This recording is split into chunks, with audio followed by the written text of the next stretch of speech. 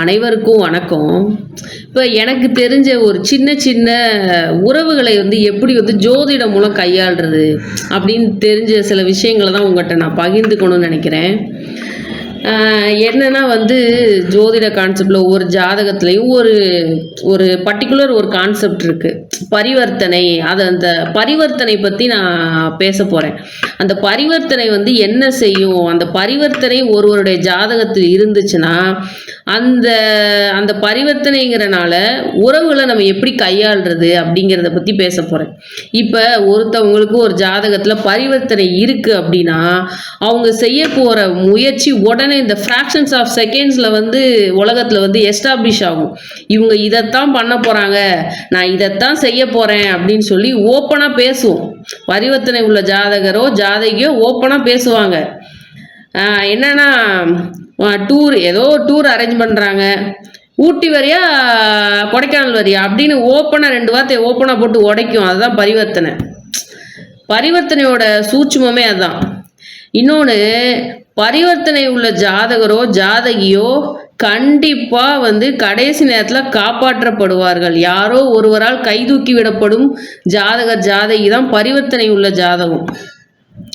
பரிவர்த்தனை இன்னொன்று பார்த்தீங்கன்னா, பரிவர்த்தனை உள்ளவங்க கணவன் மனைவியாக யாரோ ஒருத்தருக்கு பரிவர்த்தனை இருந்தால் அவங்களால நிம்மதியாக வாழ முடியாது. ஃபஸ்ட்டு என்னன்னா, கணவன் சொல்கிறதுக்கு ஆப்போசிட்டாக ஊர் சொல்லும், ஊர் சொல்கிறதுக்கு ஆப்போசிட்டாக கணவன் சொல்லுவான், மனைவி சொல்கிறதுக்கு ஆப்போசிட்டாக ஊர் சொல்லும். சமுதாயத்துக்கும் கணவன் மனைவிக்கும் இருக்கிற கேப் அந்த கருத்து வேற்றுமை ரொம்ப அதிகமாக இருக்கும்.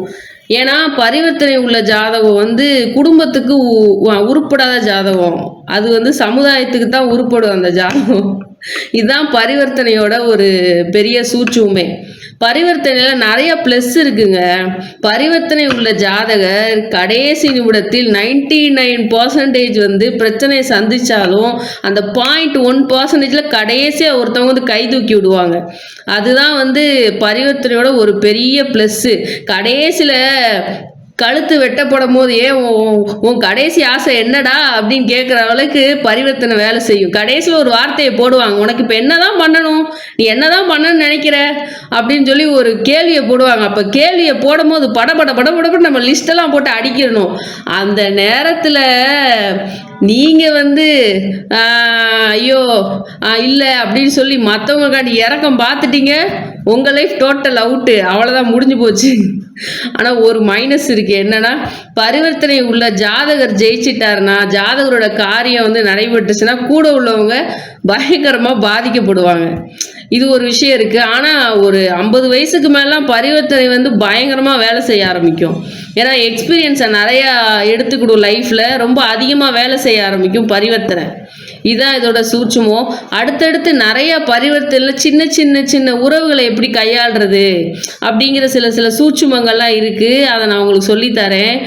சரி, பரிவர்த்தனை என்ன எனக்கே தெரியாதே, நீங்கள் என்ன பரிவர்த்தனை பற்றி பேசுகிறீங்க, எங்களுக்கு என்ன ஜோசியமாக தெரியும், ஜோதிடமாக தெரியும் கேட்கலாம். ஒன்றும் இல்லை, கமெண்டில் போடுங்க உங்களுடைய டேட் ஆஃப் பர்த்து, நீங்கள் பிறந்த ஊர், உங்கள் பேர் போட்டு விடுங்க. உங்களுக்கு பரிவர்த்தனை இருக்குதா இல்லையான்னு நான் பார்த்து சொல்கிறேன். கமெண்டில் போடுங்க. வணக்கம், நன்றி.